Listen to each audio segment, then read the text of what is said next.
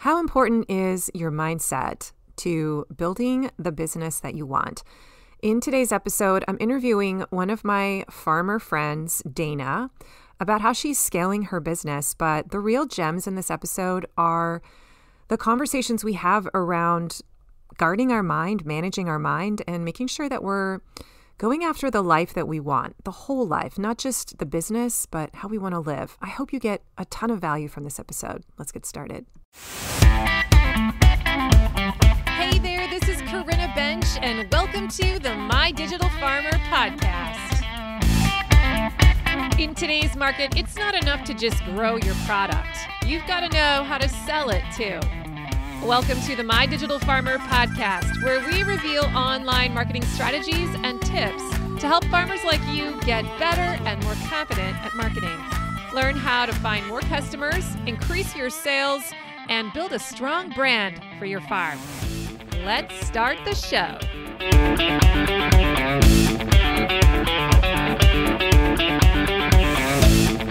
Well, welcome to episode 251 of the My Digital Farmer podcast. I'm your host, Corinna Bench, one of the farmers at Shared Legacy Farms out in Elmore, Ohio. I'm also the founder of MyDigitalFarmer.com, which is all about trying to help other farmers like you get more confident in your marketing and sales strategy so that you can grow a profitable business. How's everyone doing? Welcome back to the show. A big shout out to all of my regular listeners, and raise your hand if you're binge listening in the greenhouse right now. I love that. If you are new to the show, I'm glad you're here today. Thanks for checking me out. Make sure you subscribe to the show. And I always tell people to go check out my first 10 episodes because I did design them to be kind of like an onboarding ramp into the marketing lingo. If you are pretty green when it comes to marketing, this is a great place to learn. There are so many issues in the archives, podcast episodes in the archives. You can also get onto my email list, though. That's another great place to start learning because when you do, I'm going to send you an email about every 4 to 5 days for like maybe 2 months. And this content is going to walk you through the marketing jungle. It's going to show you the people you should be following, the key principles you need to know. It's kind of like a marketing 101 foundations class. So if you want to get onto that, subscribe at mydigitalfarmer.com/subscribe. Today's podcast is sponsored by my friends at LocalLine. Hit your sales targets this year with LocalLine. LocalLine is the all-in-one sales platform for farmers and food hubs. Increase your sales and streamline your processes with features including e-commerce, inventory management, subscriptions, online payments, pick and pack lists, and more. Whether you're a CSA farmer like us, sell meat, run a food hub, or offer a herd share, LocalLine has the tools and features you need to succeed. A platform truly built for farmers and their needs. Trusted by thousands across the U.S., LocalLine is the platform you need to take your farm to the next level. Subscriptions start as low as $49 a month with no setup fees or sales percentages. Try LocalLine today and receive a free premium feature for 1 year when you use my coupon code MDF2024. Head to mydigitalfarmer.com/LocalLine and get started today. And now back to the show. Okay, let's jump right into it today. No small talk because this is such an incredible interview. I met Dana. She actually reached out to me maybe a year ago now about working together on a possible grant or just discussing a feasibility grant with her. And we met up at the OFA conference in Ohio. She's awesome. She's like one of these growth mindset kind of farmers. And I am so excited to see where she's going to be in like 5 years from now, not just with their farm, but with her growing coaching business. And so I am so excited to introduce you to her. And she's going to kind of share the rise of her business, how it started, where it's going. And I think there's some really good stuff for you guys to learn in terms of leadership and scaling your business and taking care of the customer onboarding. She's great at email marketing and messaging on her website. There's so much we're going to talk about. So stay tuned. This is going to be a fabulous interview. And even if you don't raise poultry or pork or beef, like there are great marketing principles in here. So let me introduce you to my guest. Today's podcast guest is Dana Workman Stacy. She's also a fellow farmer in Ohio. Dana and her husband Jesse, along with their daughters Eliza and Bryn, operate Grass-Powered Poultry and Meats, which is a pasture-based livestock farm in Highland County, Ohio. Over the past 9 years, their farm has grown from just a few chickens in the front yard to fill their own freezer to raising lots more pasture-raised chicken, pastured pork, and grass-finished beef. In 2019, Dana left her career in agricultural lending to focus on the farm and her family and hasn't looked back. As a first-generation farmer, building a profitable and sustainable farm business hasn't been easy, but the journey has been incredible. In addition to raising amazing food, Dana is passionate about building community and supporting the growth and success of rural business. Please join me in this amazing interview with Dana. Dana, welcome to the show. Thanks so much. I'm excited to be here. I have been wanting to have you on the show for a really long time. Thank you so much for doing this with me. Why don't we just get started by sharing an overview of your farm business, your journey, how you got started, your acreage, size of staff, things like that. So I'm Dana Workman Stacy with Grass-Powered Poultry and Meats, and we are a pasture-based livestock farm raising grass-fed beef, pastured poultry, pork. Our farm started in 2016. That's when we joined our first farmers market. So we're 8-9 years into it. We sell mainly direct to consumer. So we're at one farmers market. We have a little farm store. We ship, and then we have some partnerships with some other local businesses as pickup spots. As far as staff, it's mainly my husband and I. We do have some part-time help feeding chickens, loading out chickens for processing. And I just hired someone to help us pack orders one day a week, which I'm so excited to have. Right.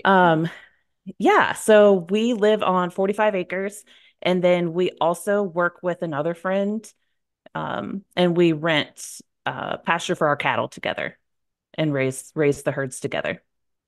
Got it. So now just share with everyone the overview of your product offer mix. Like, how can people buy your product? What are your offers? How are you actually making money? Yep. We are selling by the cut. We have a meat CSA subscription, and then we also do bulk orders. So like half a beef, half a hog, and then we sell chicken cuts by the box too. What would you say is your revenue distribution there? Is it like a third, and a third? It's really mixed right now. What we're moving to is I'm trying to move more people to the CSA or kind of the bundles bulk orders. But right now it's a mix. Okay, so I'm curious. Tell me about the area that you live. Is it Highland, Ohio? Yeah, we're in Highland County, so we're really rural. We're a little over an hour from Cincinnati, Dayton, and a little further from Columbus. So we actually go to the Chillicothe Farmers Market. It's about 45 minutes to an hour from home. That's kind of the biggest market in our area. So what are the implications for your customer base? I mean, what kind of customers are you attracting? Are they close to you, or are they people that are living outside of your area? When we first started, our customer base was mainly focused around the farmers market, but that's starting to shift. Once we opened the farm store, we're starting to pick up some customers who are local here, and we also now offer shipping. So we ship across Ohio and then surrounding states. We've kept it pretty regional. And so I'm seeing the business start to shift. We're only at the farmers market one Saturday a month at this point. Just for our family, it wasn't working to be there every Saturday anymore. But our customer base knows that we're there the first Saturday of every month. So they place their orders, they stock up. There's another local business in Chillicothe that lets people pick up orders there. So if they can't make it on Saturday, they can pop in there through the week and grab their order. And the same with the farm store. We're open 4 hours a week. So they know to go ahead and place their orders or be here on a Tuesday evening or a Saturday morning to get what they need. Or we ship every Tuesday. So you really have done a good job of training the buyer to know when it is that they can place an order with you and where they can go. All of this is done online, like as a pre-order, or can they actually go physically to your farm store? It's still more of a pre-order pickup. Okay. There are freezers here and they can shop for what they want in person. But we carry over 100 products. So it's a whole lot easier if they go ahead and order it online and I just have it ready for them to pick up. So why don't you tell me a little bit about what you know about your customers? Why are they buying from you? What is the pain point that you solve for them, or what's their motivation for deciding to support you? Yeah. When we first started, I really thought it was all about the food, that all that they cared about was that it was pasture raised, it was non-GMO, it was grass finished. And our customer base definitely does care about that, but I've realized that it's more than that. They want the connection to the farm and the family that's raising it, and they want to feel good about what they're feeding their family. Um, so I speak a lot to making it easier to feed your family well. We do a lot of education about, using a whole chicken, how to cook a whole chicken, and then use it to make broth. Kind of these basic skills that I didn't have until I raised my first batch of chickens and cooked my first whole bird. Um, so those are kind of the messages. I have found that people care about us as their farmers, and that's part of the story too, and why they're here. Where are you taking people in your business? I always tell people that I'm coaching all roads lead to somewhere. And what is that for you in your business? Is it a specific product you're trying to take them to, or maybe it's something you just want them to become? Yeah, it's so kind of where we start is people will make kind of an initial purchase of a couple cuts to try things. But ultimately, where I want them is as a CSA member, a bulk buyer, and like they are invested in this way of eating.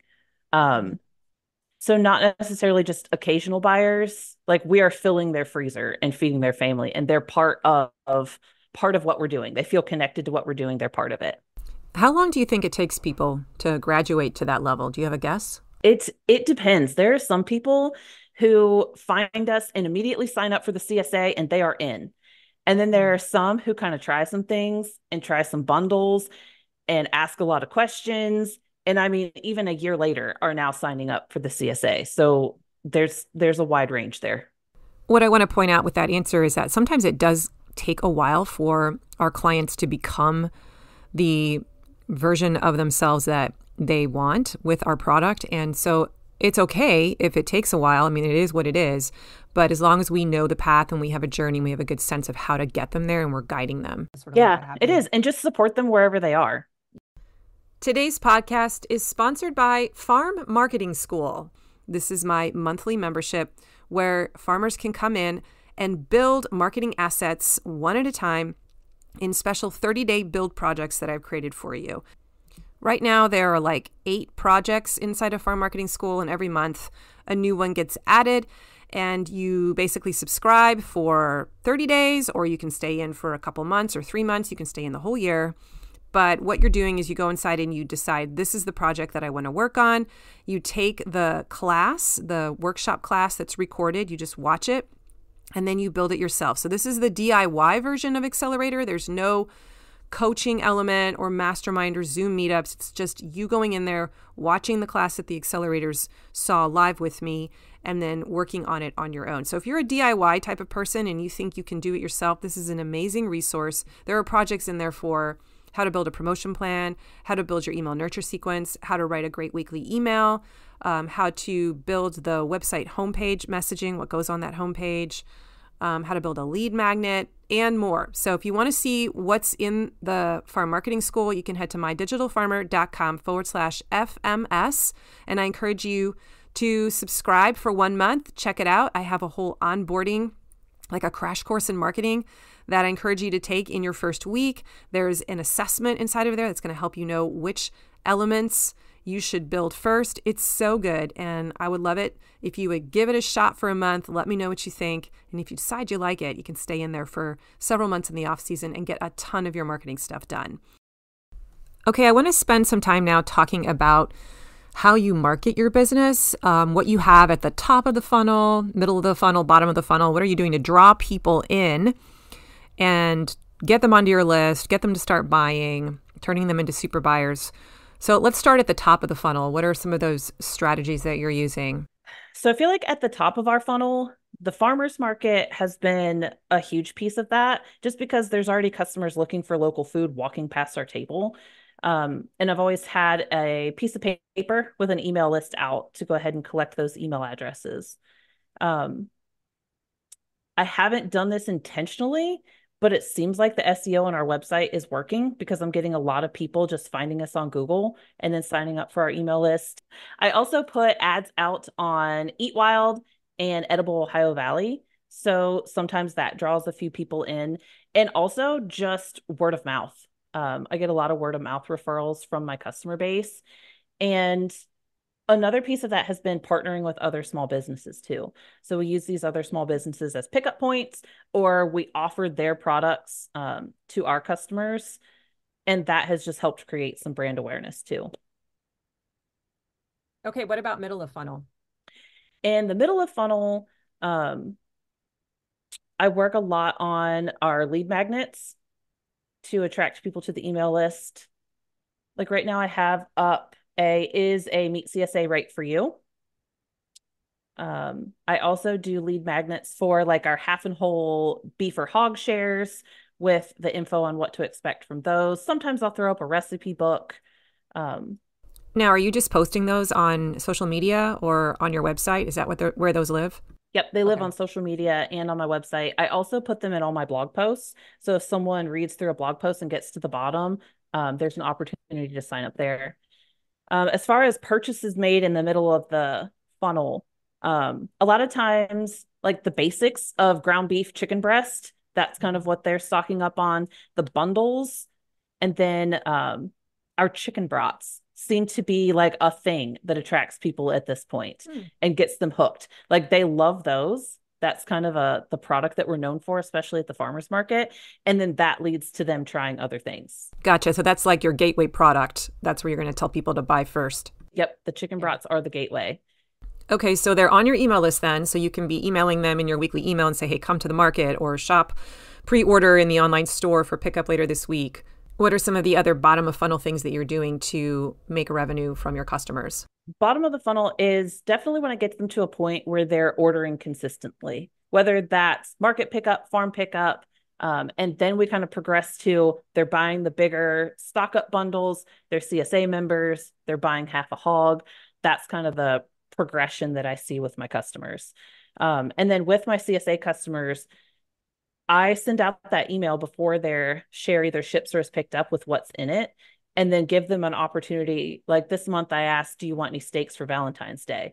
And some people have then added steaks to their order.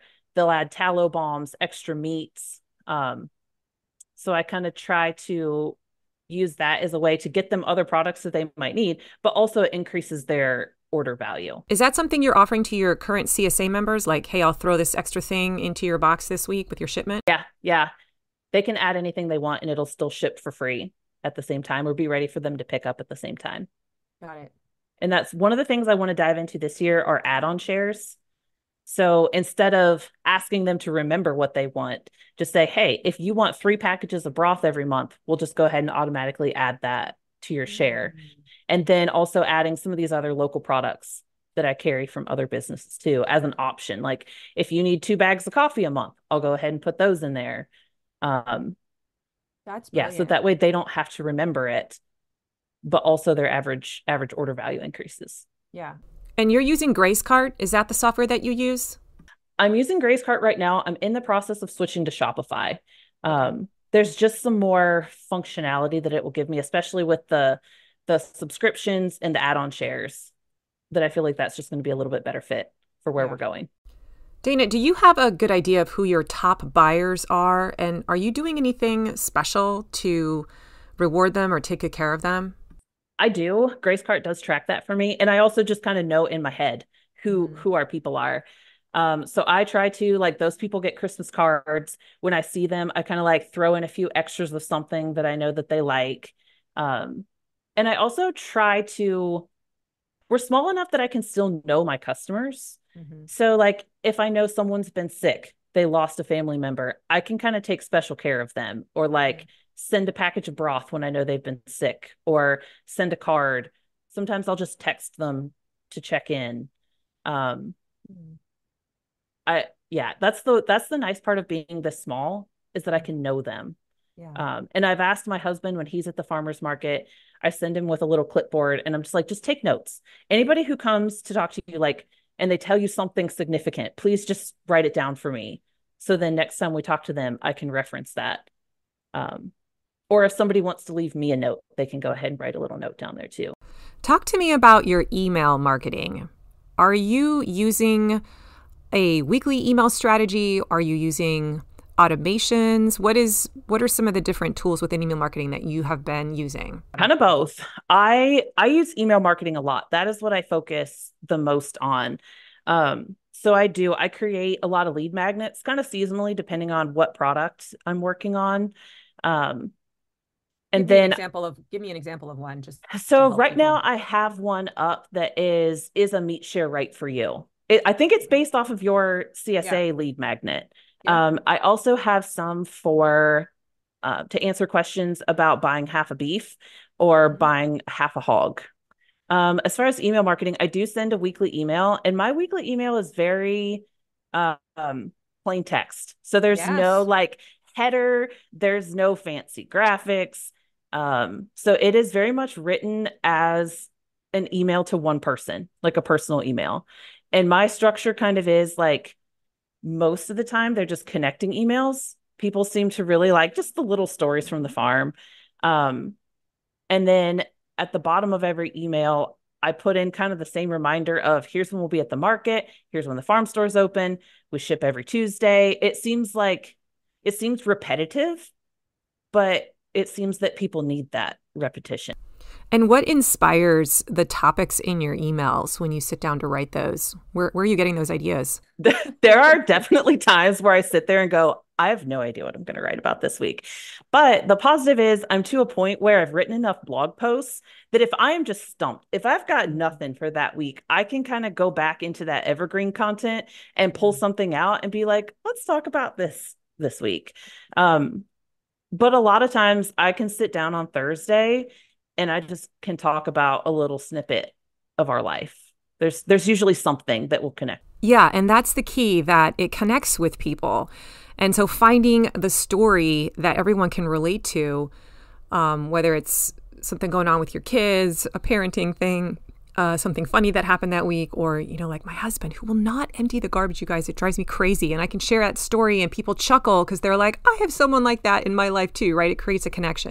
I think it was last fall. I was going through the bank to deposit a check, and the bank teller, I can't see her because she's behind the window. She goes, "Oh, hi, Dana. I just love seeing your emails. I'll be out in February when I need a restock." Like, it's adorable. I love it. Isn't it great when they say, I love your emails? Yeah, it's a strange thing to hear, but yeah, I do get that a lot, that they love reading our emails. How much time do you spend writing that? Because that's a question I get a lot from farmers. Sometimes it takes me a really long time to get the words out. Like, it's a few hours of ruminating over that. But then sometimes I can sit down and it's 45 minutes and all the links are added and it's out. Yeah. But it gets so much easier over time. You practice, right? Yeah. It is. It's a skill, and learning to find your voice takes practice. Do you send that on a specific day, and is that strategic? I send mine on Thursdays.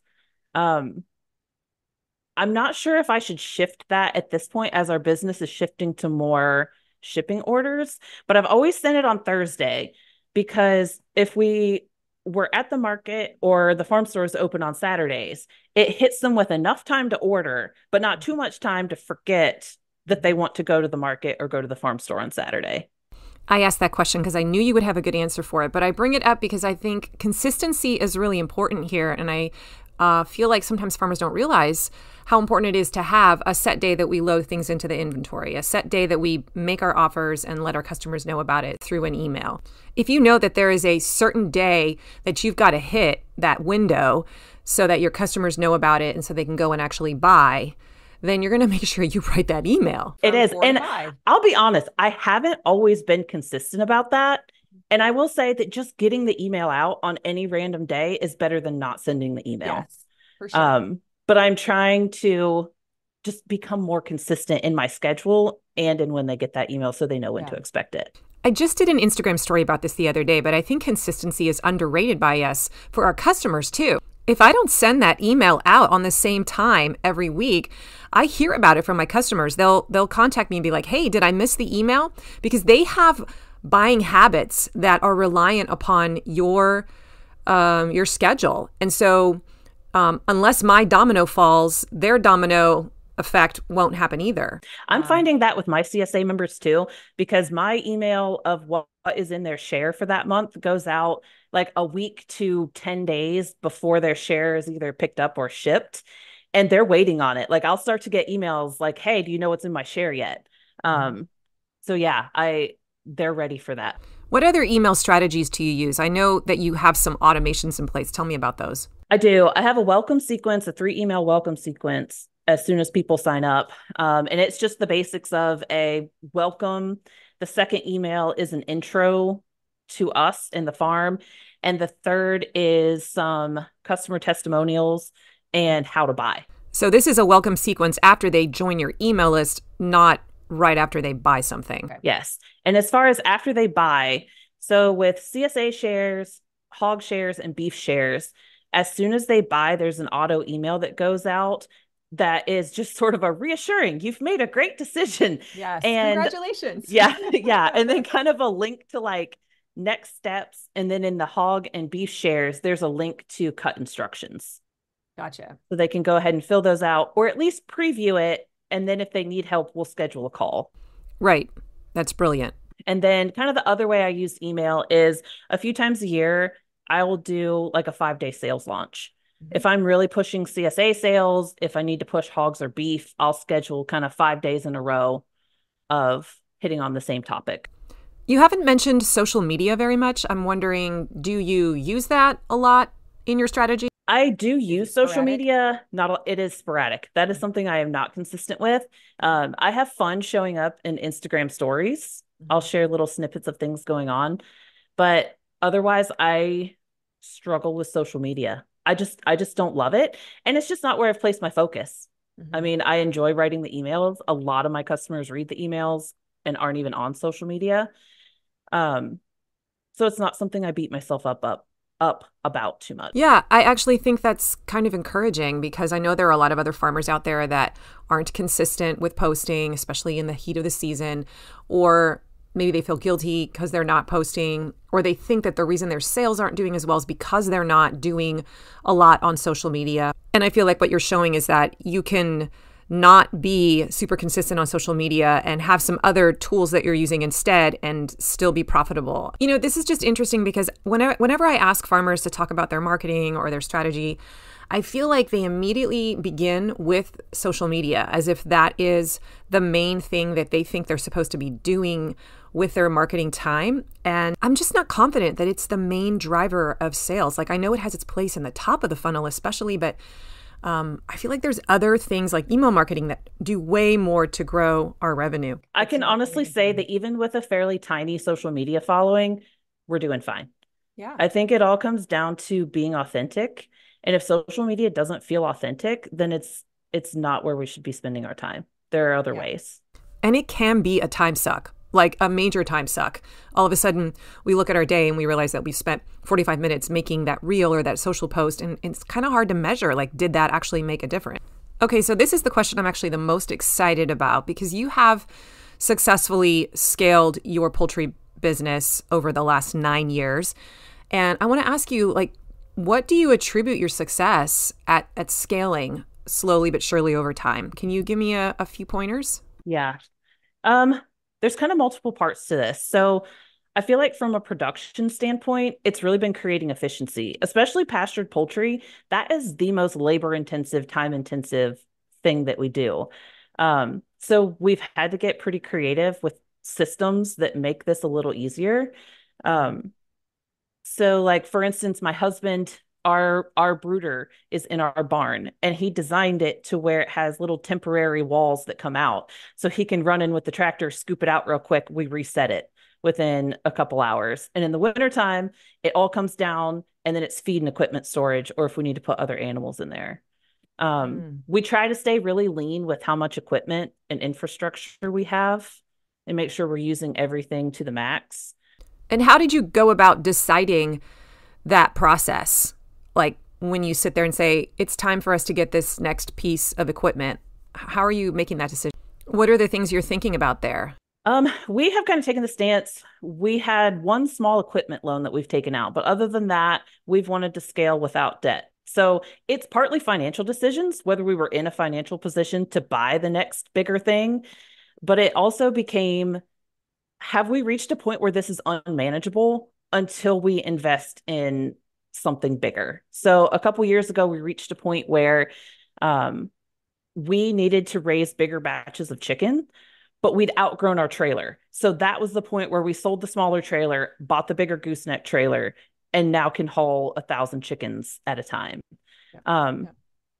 So yeah, we have a lot of those conversations about how far we can stretch something until it's time to invest in the next piece of equipment.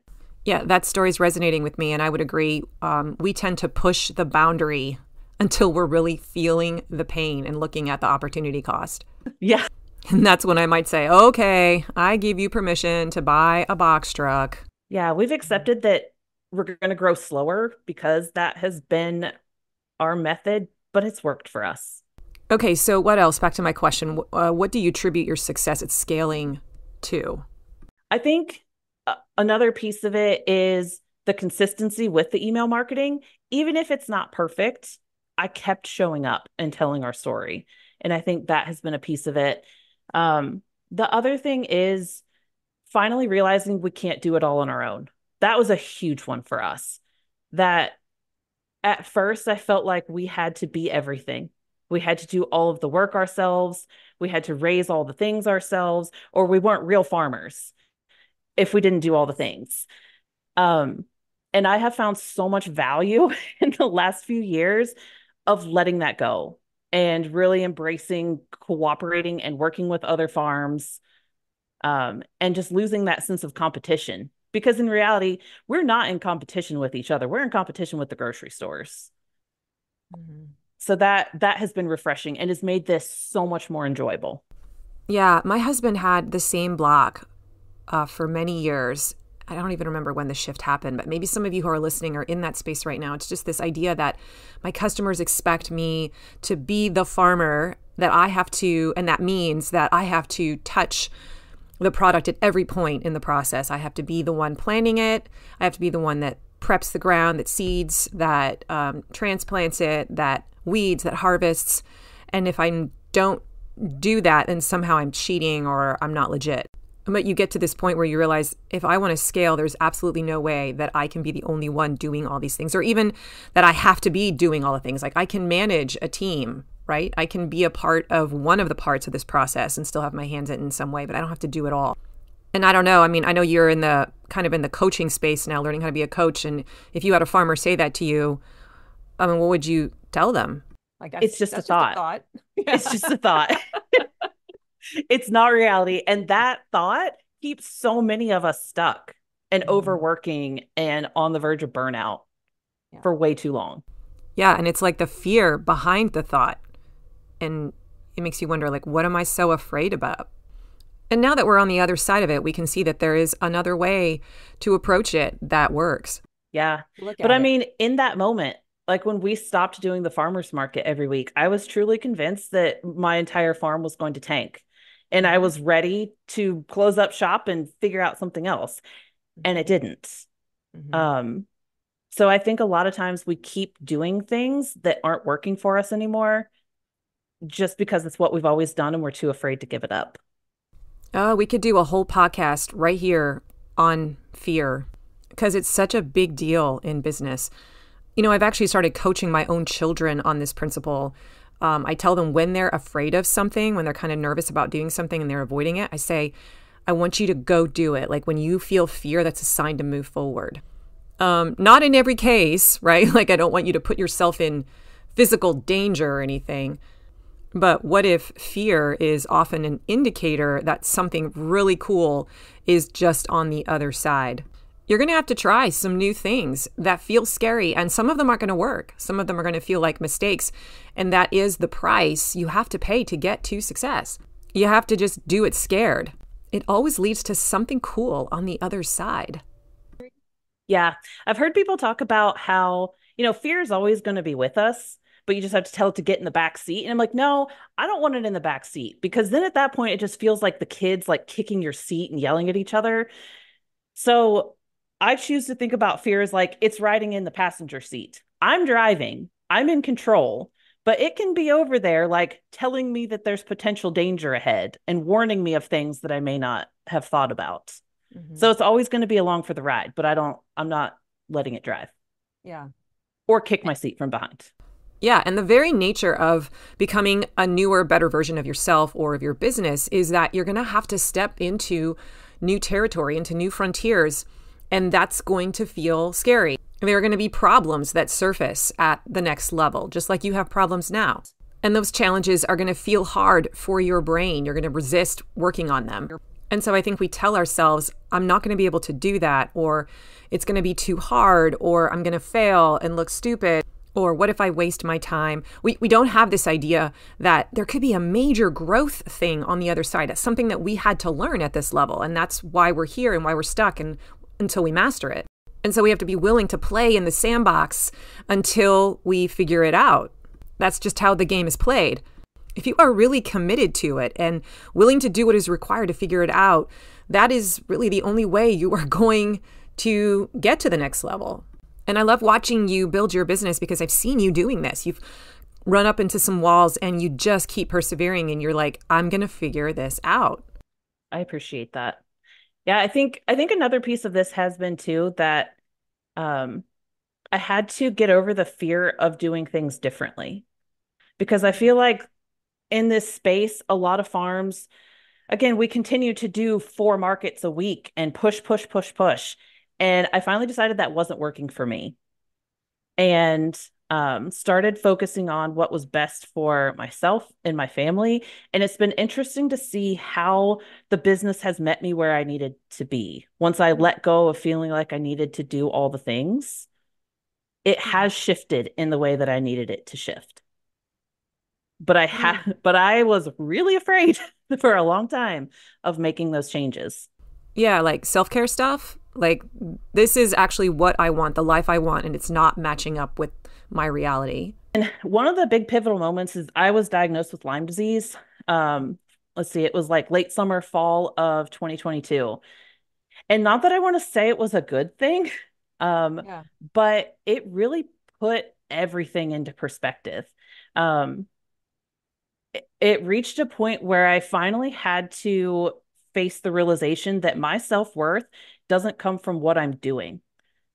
Because as farmers, as women, as humans, it's so easy to make our self-worth about what we can produce, what we're putting out into the world. And when I was super sick, I couldn't do all the things. So I I have really spent the last year and a half or so working on my self-worth. And I've realized that's the key to it is we have to know our own worth as business owners, or we're going to run ourselves into the ground. We're not going to charge for our products. If we're not taking care of ourselves, we can't take care of our customers either. Or our family, right? Like, we almost can't take care of the needs around us unless we make sure that we take care of ourselves. Yeah, exactly. I mean, I have a 9-year-old and a 5-year-old, and we homeschool.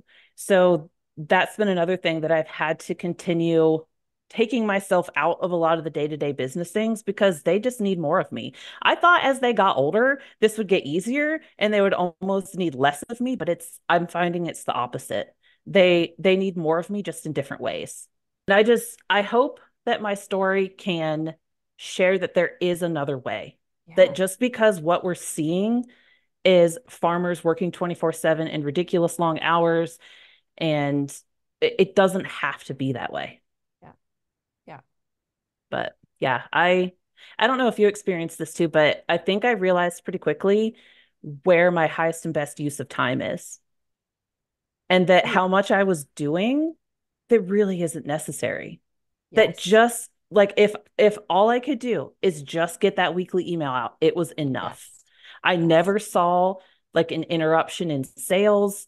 I don't know that my customers really even knew what was happening.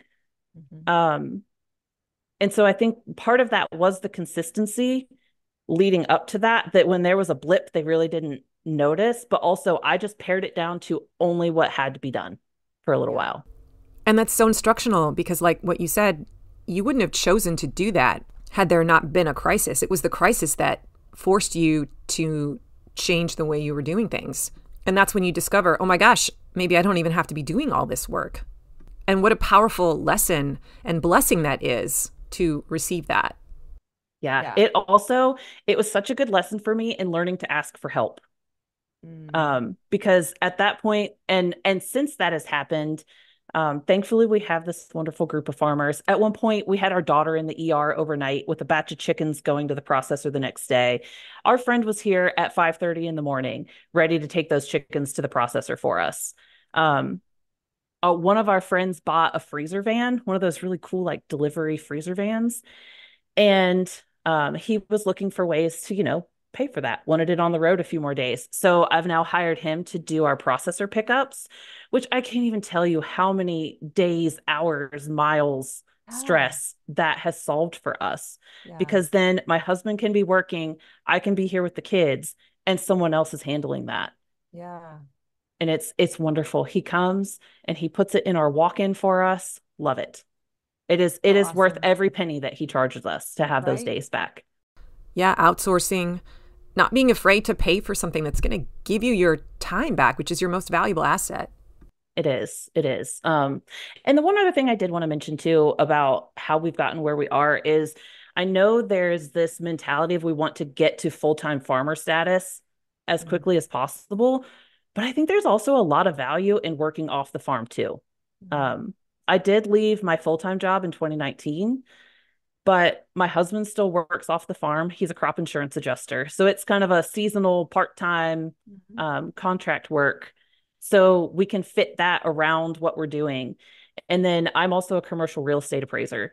And when I have time, I still like to go pick up appraisals once in a while just because I enjoy it and I like the little extra influx of cash.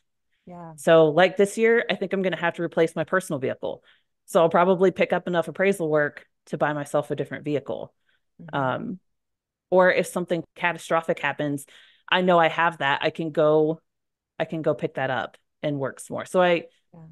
I don't want anybody to ever feel any shame for working off the farm too, because I think it has a lot of value. Amen, sister. Yeah. I love that. I feel like we're giving everyone permission today to be a hobby farmer or just have a side hustle. Or if you really value that financial security piece because you need another job, like bless you. That's exactly where you need to be right now. It is. It's allowed us to do things so much faster and to not be so stressed about finances.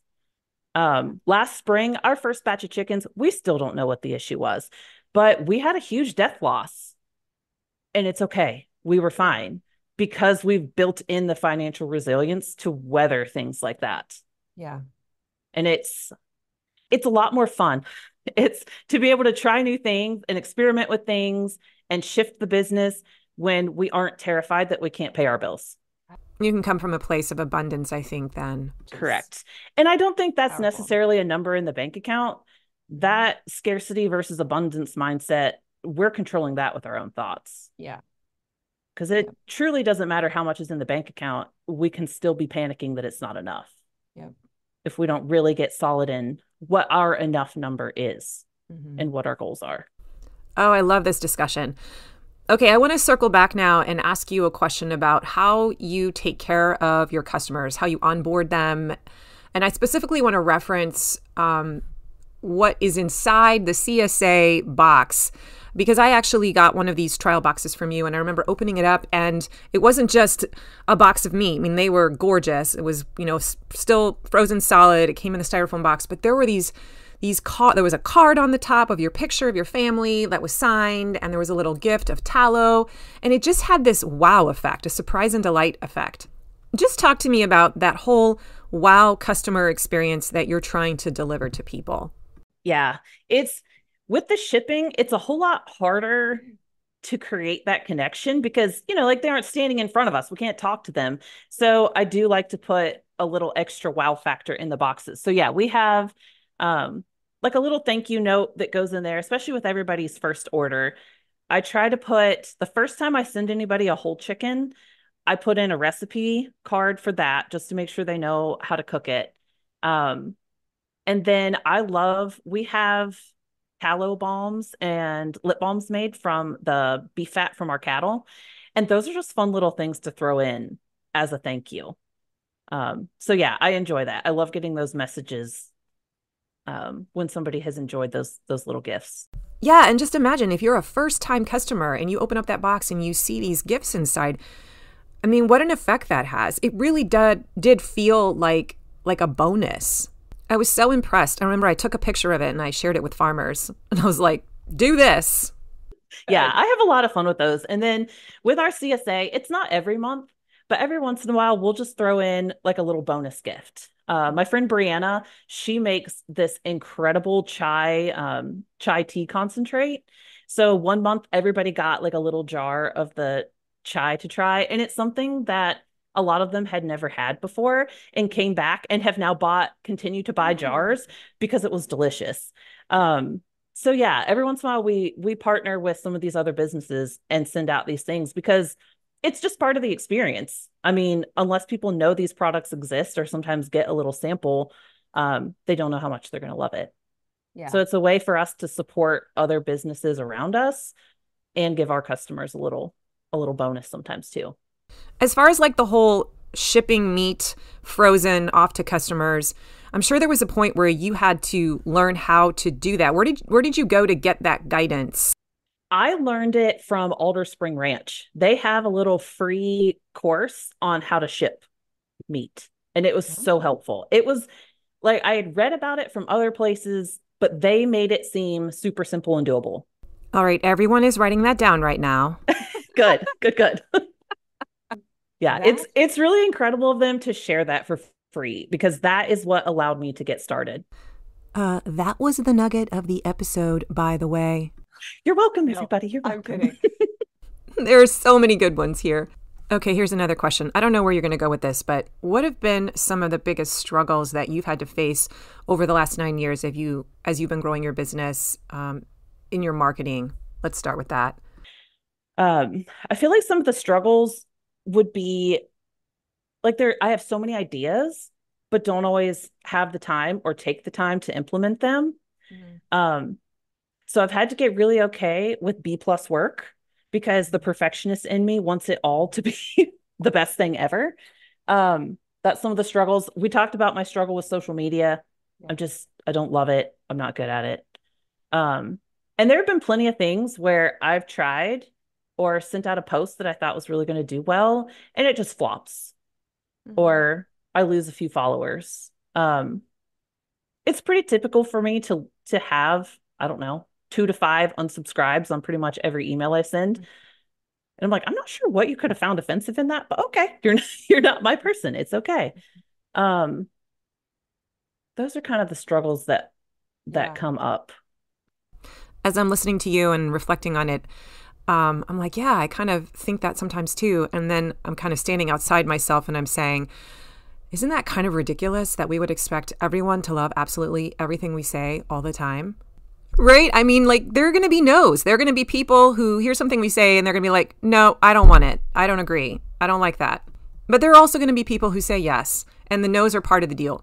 Yeah, and the same with social media. Like, we might put a post out there and we don't get that many likes or that many comments, or we have people who flat out say something bad in response. And like, we make that mean something bad, like, oh, I failed. I didn't put the right thing out. I'm not good at what I do. And it's like, no, you're just going to get some no's every time you put something out there. That's part of the gig. I mean, early on, anytime anybody would unsubscribe, I would like beat myself up for a long time. Like, why didn't they like me? Mm-hmm. And now I'm at a point of like, oh, that's fine. They're not my people. It's better that they're not here and they go find what they need.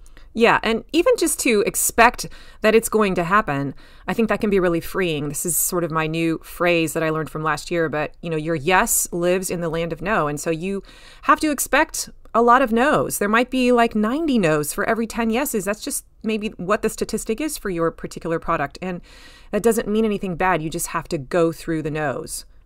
you're just going to have some fails along the way. And all of these attempts to get the perfect right post, like sometimes they're just not going to fly. And maybe it doesn't matter that it's 100% awesome all the time. No, it doesn't. I mean, I really feel like, again, we just have to show up authentically. Yeah. We can try to play the algorithm and all the things, but we just need to show up authentically. Yeah. Do you set goals for yourself in your business? I mean, are you one of those people that has milestones you're trying to hit and that's kind of how you get pulled forward towards your success line? Yes, that has been something that I've worked a lot on, is creating my own definition of success and what that looks like. Obviously, I have financial goals, but I also talk a lot about success in other ways and what that looks like. So just in my life, in my health, in all the areas of life, not just numbers. But I do, at the end of every year, I have this exercise I love to do where it asks, like, what were the things you loved to do last year? What were the things that didn't work? What do you want to do more of, less of? And then kind of takes me through planning my numbers, like what my financial goal is, and then kind of backing into how many animals is that? How many CSA shares is that? What do I need to do to get to that number?